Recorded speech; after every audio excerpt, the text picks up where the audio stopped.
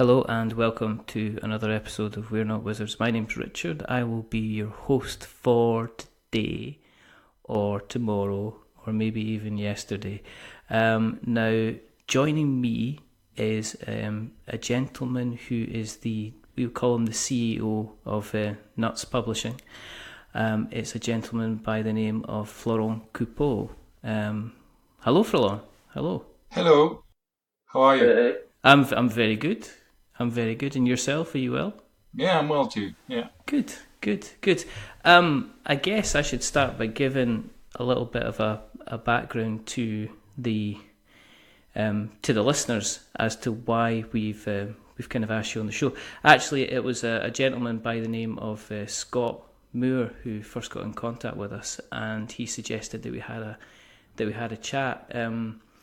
Basically, he basically said that you're responsible for Nuts Publishing, do a lot of games, publish a fair number of games in France themselves, but your previous kind of focus was mostly kind of war games, but you've also been responsible for translating a few games as well, including games like One Dead Dungeon, Gloom of Kilforth, 1066 Tears to Many Mothers. So I think Scott knows Tristan Hall quite well, and Tristan's been on the show quite a few times, and so I think that's why he decided we should speak. So that's kind of nice. Obviously, what we like to do is we like to find out a little bit about how people got involved in the hobby, how people got involved in the business. Give you a chance to talk an awful lot more about, Nuts Publishing itself, and what your aims are, your goals are, and everything like that. For people who are listening to the show for the first time, thank you for joining us. The reason that we do this is because we're almost at 200 episodes, and I might stop. I might just keep going. I have no idea. But to start off, Florent, do you want to tell the listeners a little bit about how you got into the hobby yourself? It's a long story. I started as a child when I was 6 or 7 with I'm French from my accent, maybe you noticed. A slight hint. So I started a long time ago, and when I was 30, something like that, I was unemployed for a long time, and I thought, okay, let's try to redo a game already published. And in fact, it was Medieval from GMT Games. And Okay. Yeah, from that, it was a game that I liked a lot. And from that game on, I just ended with a new game. And from that, I thought, okay, well, let's try and get it published. So I sent my prototype to Vaevictis, a French magazine about wargames, and it was more a board game, historical board game, not really a war game. And still, he accepted it. All right. Did you play a lot of war games when you were growing up? Then was that kind of the main thing that you liked about the hobby? Yeah. Yeah. I grew up in the 80s and 90s, and I did a lot of role-playing games and war games. Not that much of a non-historical board games, so I never played until recently to Agricola or Columns of Catan. A lot more to war games and role-playing games. What was the first war game that you owned? What was do you remember the first one you had? I remember clearly the first one I had, and actually I bought it with my grandmother at the time. It was Cry Havoc, so an English game. Yeah. I don't remember exactly who published it, but I bought the French version. Oh, right. And yeah, I loved it. It was, 1X, one man. I loved it, so I bought the whole series. Yeah. Did you play any of the coin kind of series of games then, or did you kind of brought over kind of, did you play kind of English versions of the games as well as the French versions, or did you stick slowly with the French versions of the games? No, at the time, no internet, no cell phones, so no, it was almost impossible to get the English versions, and All right.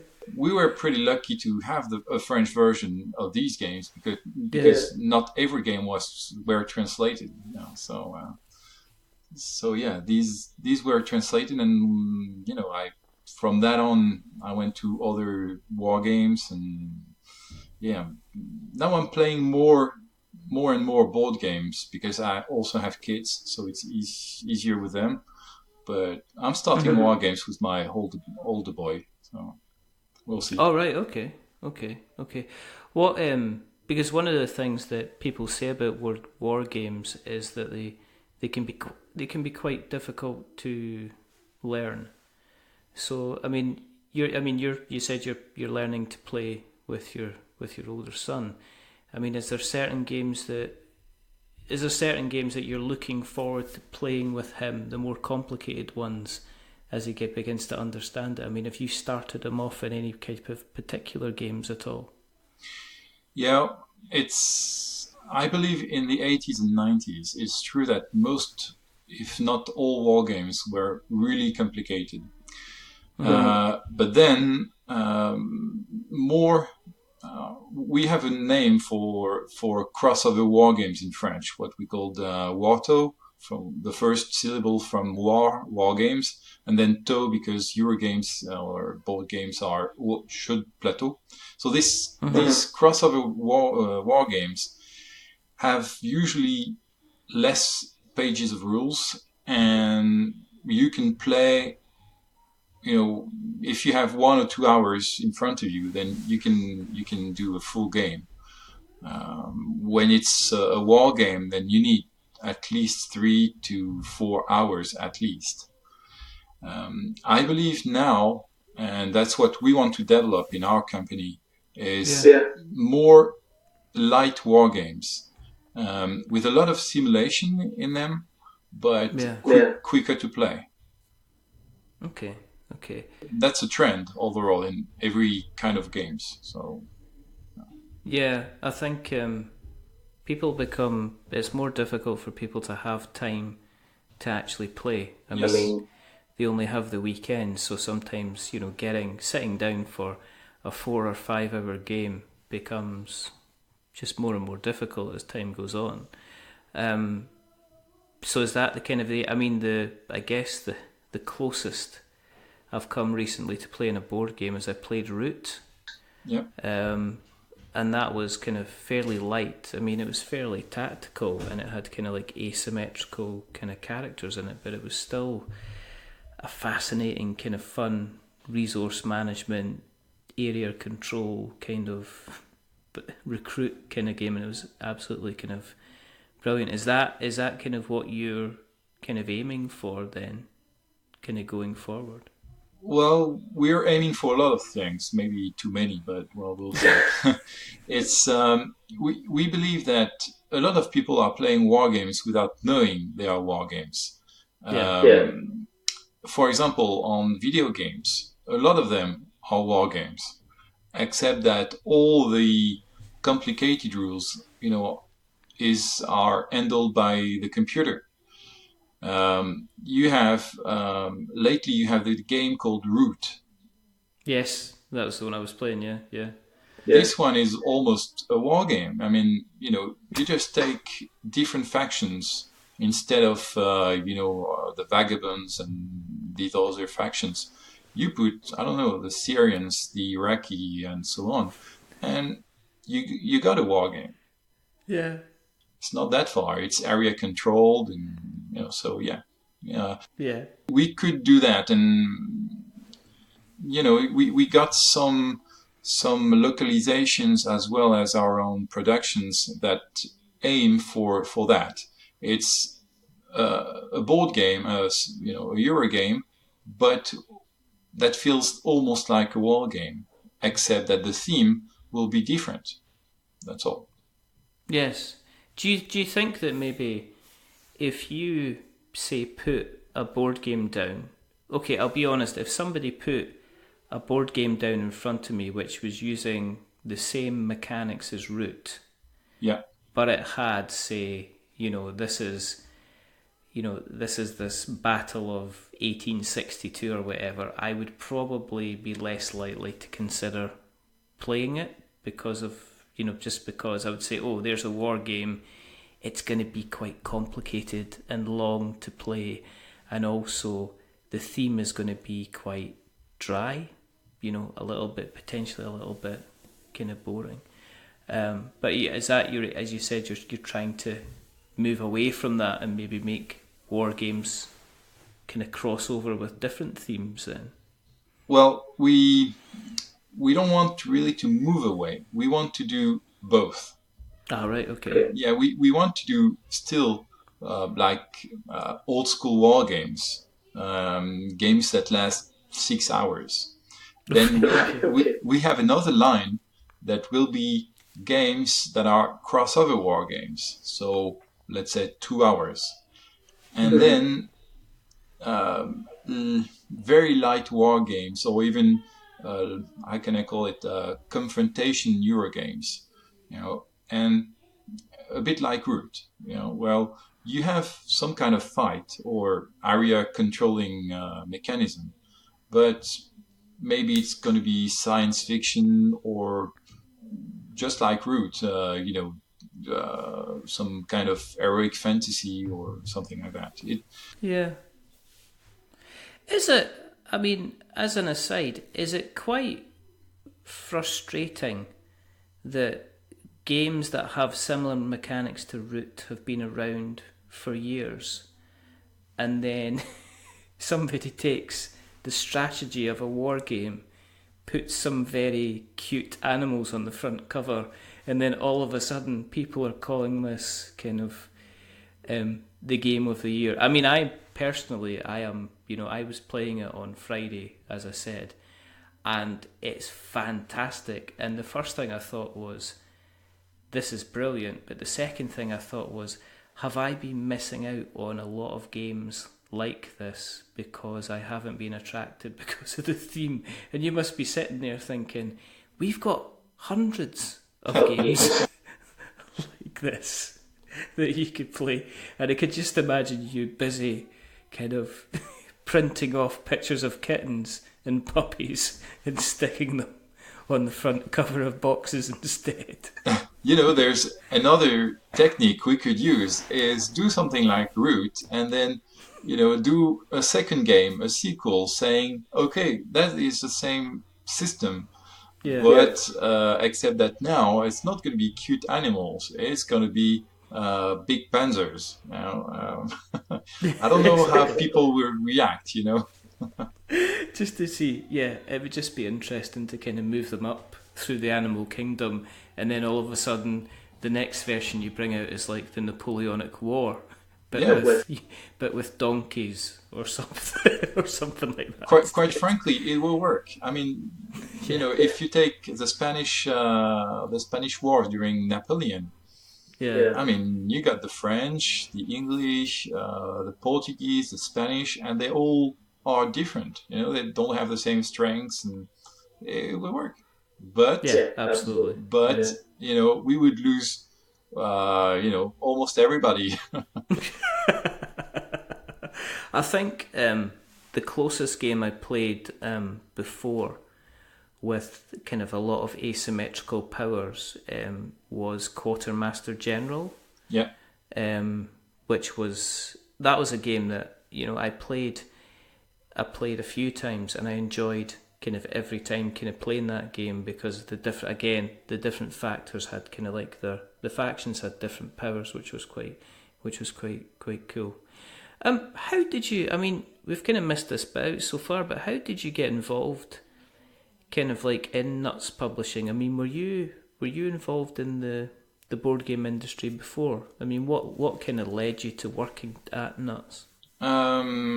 So when Victis agreed to my project called Feudality, then I had another job, of course, and it was in 2006. And so for 10, 11 years, I contributed to different wargame projects for Vaevictis. And at one point, 2 years ago, 2.5 years maybe, the guys from Nuts Publishing came to me and said, okay,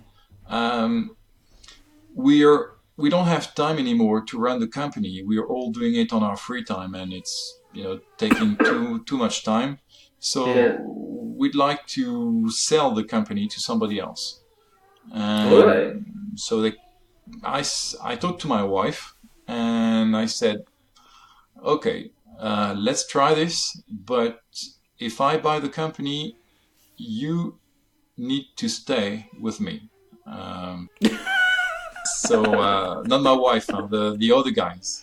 All right. Well, my wife too, actually. Honey, I'm buying this company and you have to stay where you are. Just like, oh, okay, I guess so. No, it was true for both, because I knew it was going to take a lot of time, and every evening, or almost every evening, so it will be very demanding. And everybody said yes, my wife and my future colleagues. So I completely took over a year and a half ago, but I started really 2 years before that. And we're growing very fast. We have a lot of projects, localizations. We work in 3/3. 1/3 is for localizations.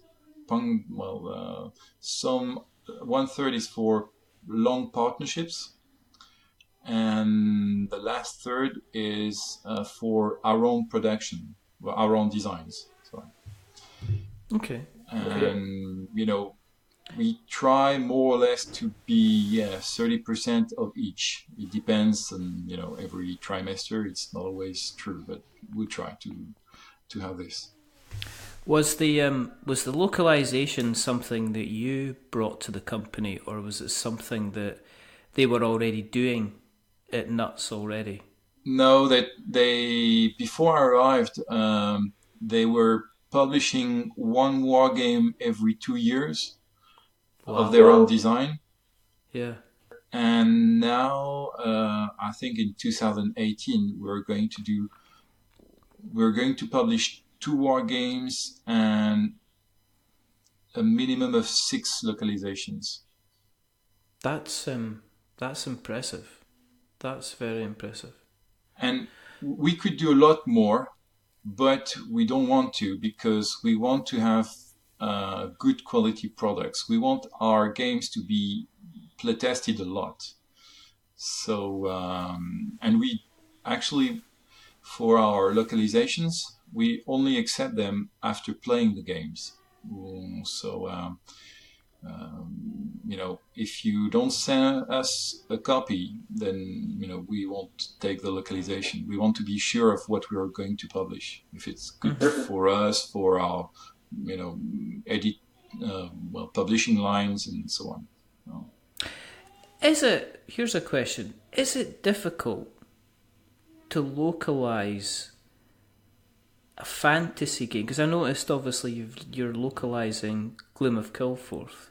Yeah. Is it difficult to localize a game where potentially the concepts might not necessarily translate well across, because it is a fantasy realm and it's coming out of somebody's head? Yeah. I guess if somebody's talking about, if somebody's saying, I've made the Battle of Hastings and I want you to translate the Battle of Hastings into, a French version, you're like, well, there's certain facts here and we know what the basis behind it is, so we can get away with a translation. When somebody's talking about, Umlock of Tharg, is that something that you have to take into consideration then? Yeah, but it's easier actually with a fantasy game like Gloom of Guildford than it is to 1066, Tears to Many Mothers. For example, just the name, Tears to Many Mothers. It's very hard to translate in French. And then it's a quote from a Saxon monk.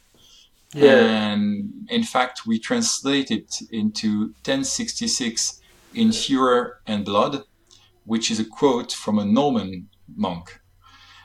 Ah, right. Okay. So it's still a quote from, the same century, but we thought it was just impossible to translate Tears to Many Mothers correctly.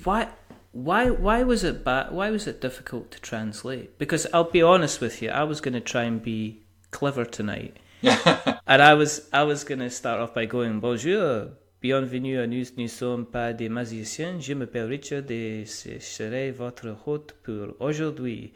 Je suis accompagné de Florent Coupeau de Nuts Publishing. I was going to start off with that, and then I thought that's going to sound silly. Well, and you're probably shaking your head. No, I would have understood you. No.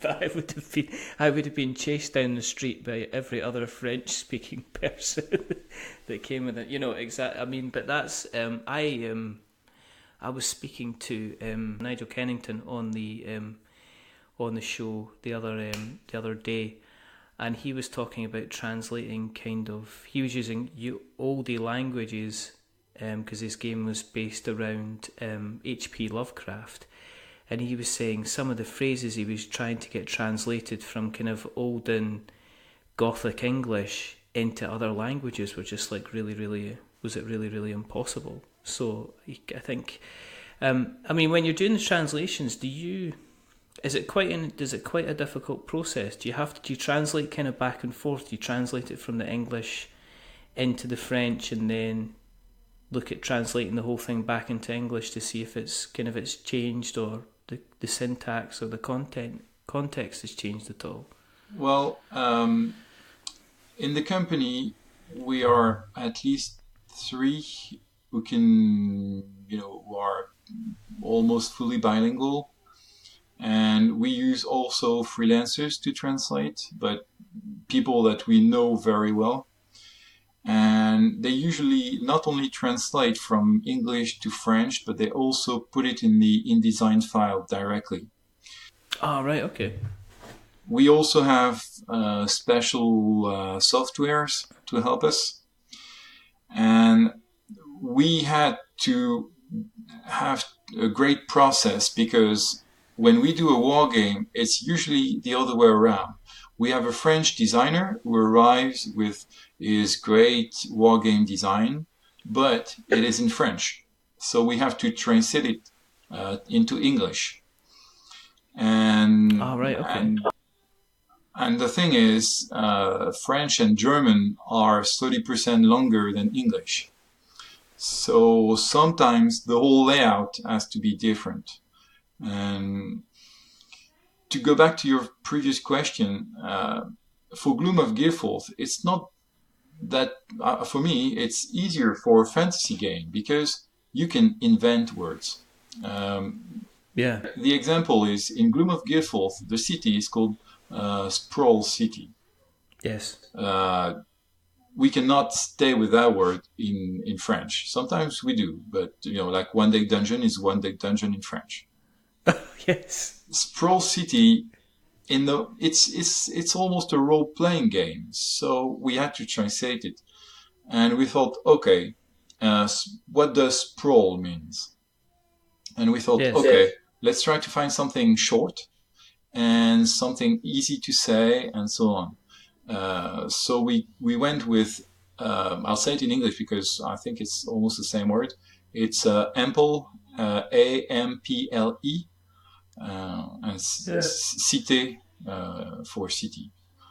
All right. It's a 5 word instead of 6. So we're even shorter than the English word. So you just invent words and try to stay more or less, because ample means also a large city. Yes. Like sprawl. So we try to keep the meaning of the English while changing it. Yeah, it's easy. It's easier than, for example, we've done the localization of Handful the Ring, Yes. and well, at the end of the year, we are going to release. Do on Kickstarter for the anniversary edition of War of the Ring. All right. Okay. And this is a very tough job because every word in English has a special and specific name in the French books of War of the Ring. Oh right. Yeah. Of course. You can't just do a direct translation, can you? Because You never invent. You read the books again and again and again and again. And this is the toughest job, having a license from a book. Then it's really tough. I was like thinking, it's like you're right, because he might be known as Gandalf the Grey, but actually he might be known as something, being given a completely different name. Yeah. Well, in French, yeah. Just one example that I never understood in the books. Frodo in French, there's an N at the end. Frodon. All right. Okay. Why? I have no idea. But It's like, I've got to translate that. I've got to do a kind of a find and replace 167,000 times. It's the main character of the book, and they even changed his name. So so imagine Riverdale is something else. Every city, everything is different. So it's really a long job. So. And I can imagine you've got to be really, really careful with this, because this isn't. I can imagine this isn't like translating Gloom of Kilforth, where people aren't aware of kind of like the story. They're learning the story. There will be fans of the Lord of the Rings series that you'll get. Exactly. Yeah. You'll get You get annoyed emails from people. So we have two, 3 proofreaders for Gloom of Guildford and 1066. We have 6 proofreaders for Handful of the Ring. Wow. Because they all know the books by heart. Really, they are very, very good. Really, really good. Sometimes on Kickstarter, you'll see people say, okay, we're going to release kind of translations of the rule books, and they'll ask for help from the backers. Have you had more companies kind of approaching you now to do translation services? Is it a difficult thing to market, or is it becoming more and more available or more easier to tell people about it? Because it's one of these things. I only know a lot more about kind of translation because I work with businesses that sell on Amazon, and they sell into Amazon Europe. So when they're translating like product names, for instance, a product name that makes perfect sense in English makes no sense whatsoever in French. It just doesn't make any sense. So I've got to work with a translation company and make sure that they're not always translating the words, but they've also got to give them context to the words as well. So it's, have you found that your services you've obviously done 6 titles this year. Have you got more and more interest in the translation services? Just translating games, we've been asked only once. What we do for localization is we translate and produce and distribute the game. Just pure translations, not yet, but why not? Why not? It's such a specific vocabulary that it would make sense. Yes, I can imagine just that once you understand, because there will only be so many mechanics, I guess, in board games. Yeah. And I guess once you get a familiarity with the naming of certain things, then you'll obviously become kind of better than that. I mean, as you're talking about the localization and then distribution, do you get? Is there calls for games? Is there games you'd like to translate? Is there games that you would love to be in charge of creating the kind of the French version? Is there anything you'd love to get your hands on to kind of do the translation for? Well, right now, Root. I'd like.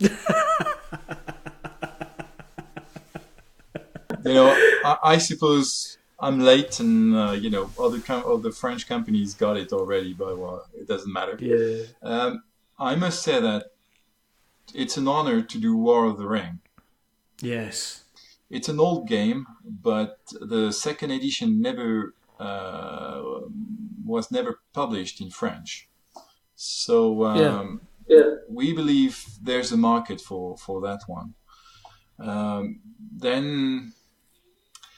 Then there's so many old good games and new good games that we're right now. I don't know. We are very happy with One Deck Dungeon. Yes. Yeah. That is, I think, really a great game.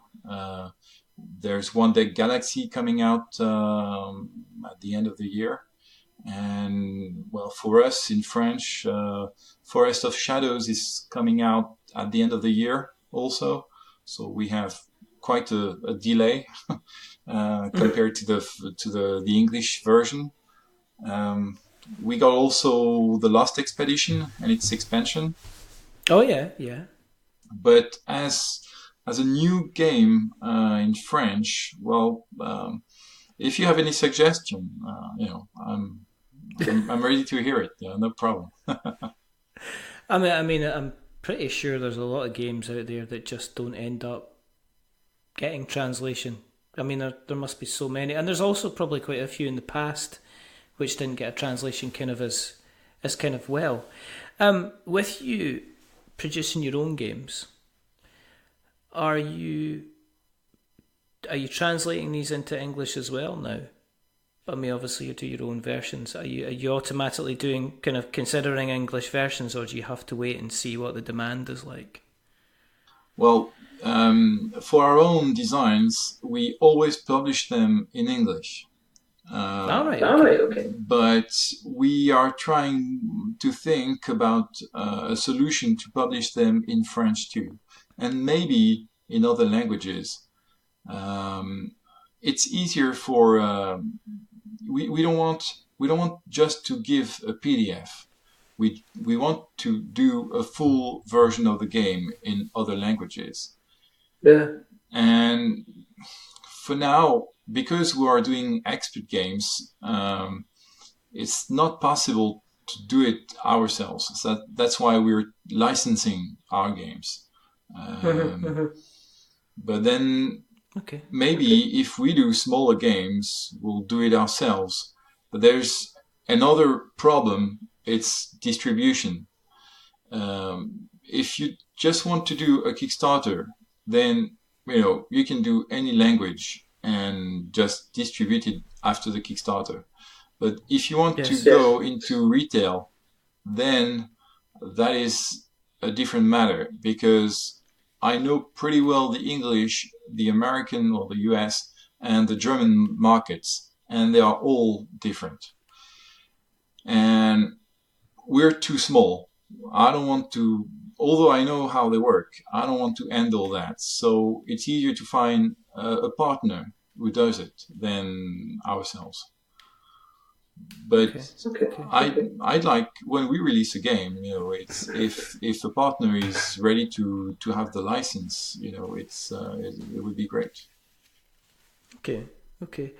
Have you thought about kind of doing more kind of non-war games, or are you quite happy continue to produce them? No, well, again, we're trying by thirds. 1/3 will be old school war games. One third will be, expert Eurogames or historical board games, and then one third, maybe less, probably not more, will be non-historical board games. We got several in development now, so yeah, we got one. I think that's the one I can talk now because we will do demos at Essen. Ah, right, okay, yeah. Called Mini Rogue. Okay. Maybe some of you have heard about it because it was part of a contest, a 9-card contest on Board Game Geek. Yes, yes. I believe it was 2 or 3 years ago, 2 years ago. Yes. And the designers are French Canadians. And when I spoke to them, at first they wanted to release the game by themselves, and then they got overwhelmed by the whole process of publishing a game, and they thought, okay, we speak French, you speak French, let's do business together. And so now Nuts Publishing is publishing it. Yeah. But we're in close relationship with Gabriel and Paolo. So you can come, if you come to Essen, you can come to our booth and our stand, and we'll do a demo of this game. Excellent. Do you still get involved in the design side? I mean, with you kind of being the head of the company, do you still get the time to play about with white pieces of paper and dice and counters, and are you still able to do designing yourself, or is that something you have had to take a step away from? Very good question. I think it's in my blood now, so I try from time to time to continue designing wargames. And actually, the next one, it's funny that you asked that question because of, the chief editor of Vivictis just asked me the same question today. So. All right. Okay. And I told him that for next summer, I would give him the design of a game called Basilius 2, because I already did the first one. Yeah. And it is a game about the wars of the Byzantine Empire in the 10th and 11th century, so very specialized. But it's very small, so you can play, you can have a game that lasts 1 hour only. So for a wargame, it's very, very short. That is very short.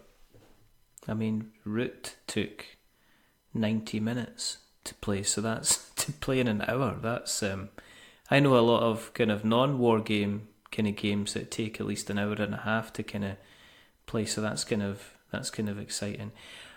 What about other types of genres of games? Would we ever see kind of like a space game coming out of Nuts Publishing? Would you ever go down of that line? Do you have a miniatures game ready to go kind of thing? Is there that kind of thing kind of going on? So for localizations, yes, we do have miniature games like Subterra, The Great War from PSC Games. I think these are the two. But for our own designs, no. We don't want to go into miniatures compared to a lot of other companies. Primarily because we've seen the problems that miniatures, what kind of problems you have with miniatures. I live in the same town as Monolith. We did Conan, and I've never met them, none of them in person, but I saw what they did and what they went through, and no, at least no. And did you walk past the building and they were crying? Because the one thing I heard about Conan was it took a long time for the Kickstarter to come out, and I know that I think I've mentioned this. I mentioned this ages ago, but when a lot of people got their Kickstarter Conan package delivered, they instantly listed it for sale because they had been waiting kind of so long. I'm interested to see what happens with Batman, but it's strange because there still seems to be a lot of there's a lot of kind of miniature games kind of going to kind of Kickstarter still. I mean, is that a route you would go down? I mean, the names that you've mentioned so far. I mean, Subterra, Gloomy Kilnforth, 1066, Tears for Many Mothers. They all came from Kickstarter. I mean, is that something you would consider yourselves, or are you quite happy to stay within the kind of the self-publishing model? I think we're going to mix all of the different systems. They all have their advantages and disadvantages. One thing I can promise is that I don't want to make people wait too long. I think we're experienced enough now to know all the different processes. So we have a lot of games in development right now, but we promised ourselves that when we would go to Kickstarter with one of our games, it would be finished. For example, for Mini Rogue, it is finished. So we're going to demo the game, send copies all over the world, and only then we'll do a Kickstarter campaign, not before. I don't want to rush things. I've been a backer of a lot of Kickstarters, and when you wait a year, you forget about what you pledged. Yes. Well, one day you receive the game and you say, "What? Oh, that was that. Okay." They took a knock on the door, and there's a box, and you're like, "What's this?" So no, we won't do that. It's for example, we're doing the localization of Australia from Martin Wallace. Yes. And this is the model I want to have. This game arrived to us as a prototype. It was almost like the final version. We improved some things, but it was really near perfection. Then Amanda, who was the lead project manager, she did a great job. She handled the whole process very carefully, and it was really great. And from the start of the end of the Kickstarter to Essen, when we get the game, it's 7 months, and it's more than 7 partners. Something like 20,000 copies. It was a huge success, but it was very hard to handle for her, and she did it perfectly. And I want to take that in as a model, because her game, when she sent it to us, was just finished, completely finished. Just small details of that. So yeah, it happened. Good Kickstarter happens. I mean, they're all good but quick Kickstarters. Yeah, I think it's kind of again, not going back to kind of root. Yeah, we have to. I have to get that game then. They basically kind of, 1 minute they were saying, okay, we're kind of closing the pledge manager, and then the next minute they were saying, confirm your address because it's coming out to you kind of next week, which was, I was taken.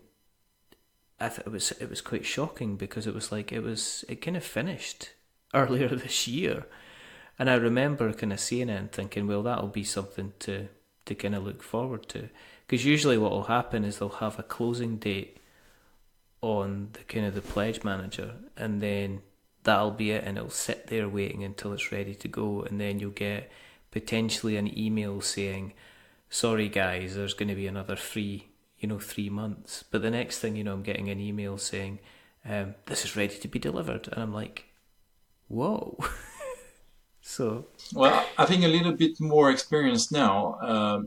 You're never sure of when the boat coming from China will arrive. Yeah. Especially in France. Just a short story. For the Great War, the pilots were supposed to arrive 2 weeks ago, and in France we only have one harbor that handles big vessels, and they just passed by this harbor, Le Havre, because it's actually very small compared to Antwerp and Rotterdam. yeah, Yeah. So they just said, okay, we're late. Well, Le Havre, you'll get your pellets later. Let's deliver Wow. the first biggest harbors first. And then they went back to Le Havre, but with 2 weeks, 2 weeks delay. And there's nothing you can do about it. And, it's, no No way. way. and well, then maybe we didn't get that, but maybe then the customs will have a check and find something, and 2 weeks more, and Oh so my on. goodness. And That's at the end, your game is fine, but you got a month's delay, and it's not really your fault. It's so yeah. I think it's expected though. I think if people are regulars on Kickstarter, then they'll be used to it.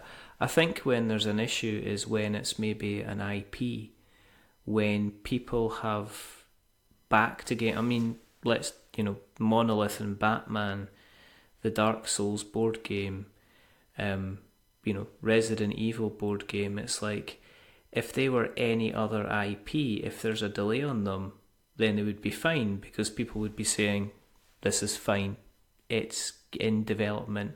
I think as soon as the Dark Souls board game, Steamforged have announced, they're under they obviously are dealing with an IP owner.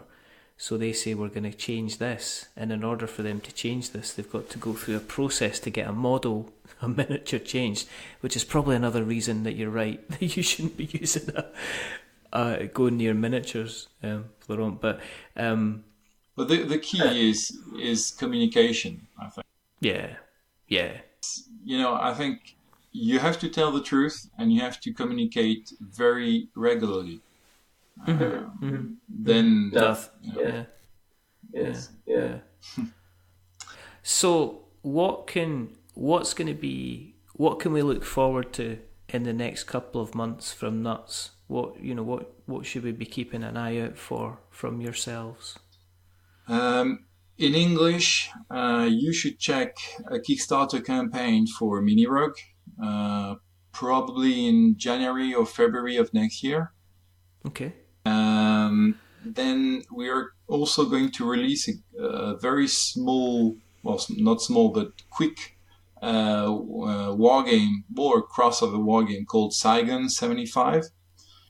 Okay. It's a block game, 1 hour, one or two players. So there's a solo mode that we're playtesting right now. Yeah. We have, it's a working title. We have a game which is called Megaboo. Okay. This one is not historical. It doesn't sound it. It's a family game. It's a family game about a merchant, a space merchant ship in space, and he must collect gems and treasures and so on. And there's also a pirate ship that can, kind of what's the name?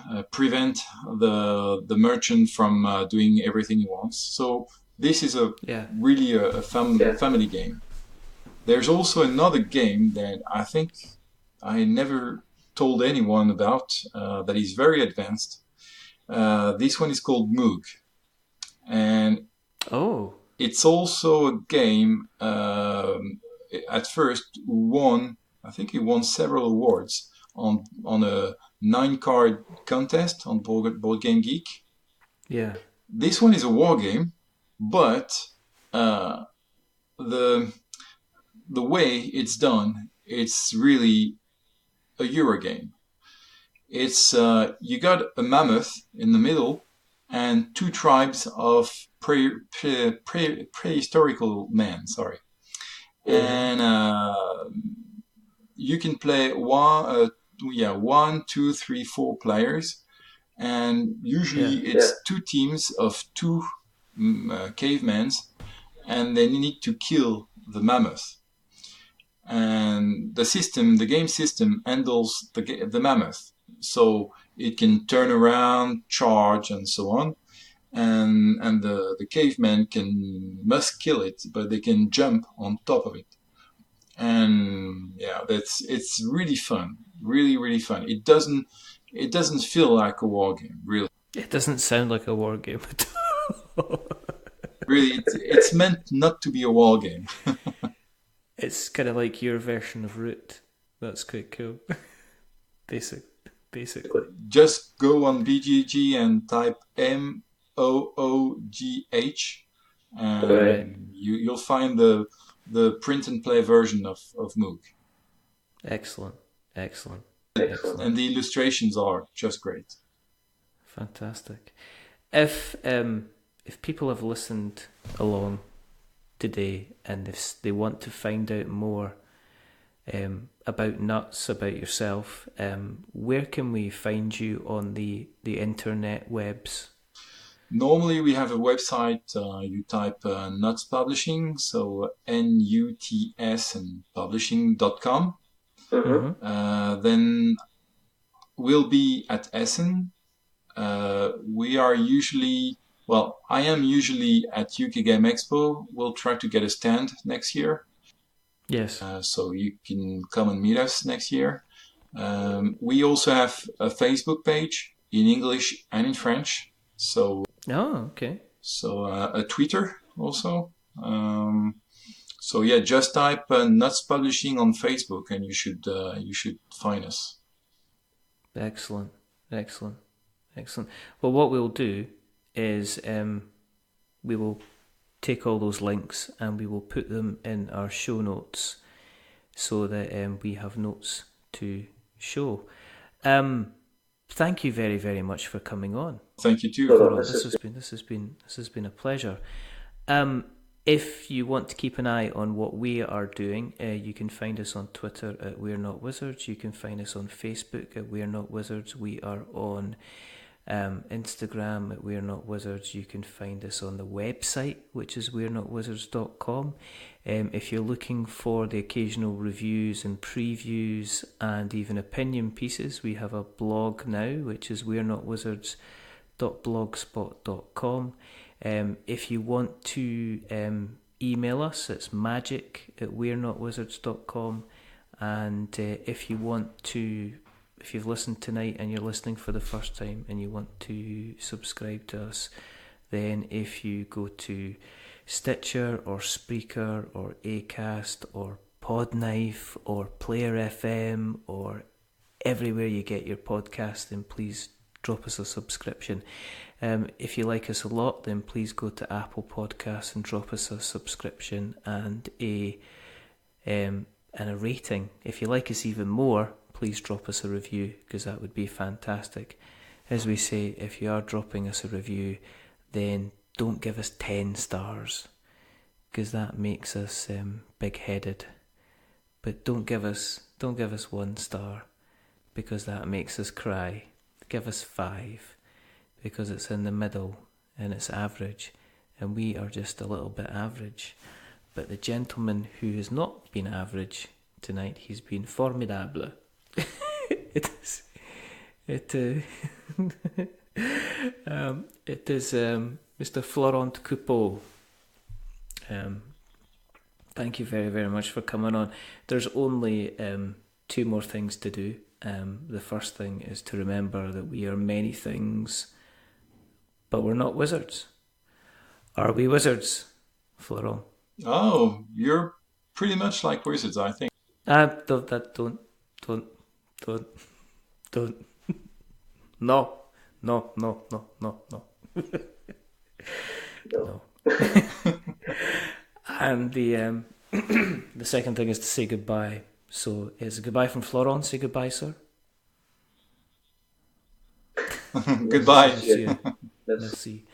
And it is a goodbye from me. Remember, stay safe, roll6s.com. And, Nuts Publishing are going to be doing a lot of wonderful things. So check the show notes, give them a look, check out the games they're going to be bringing over here. And until next time, salut maintenant. À bientôt.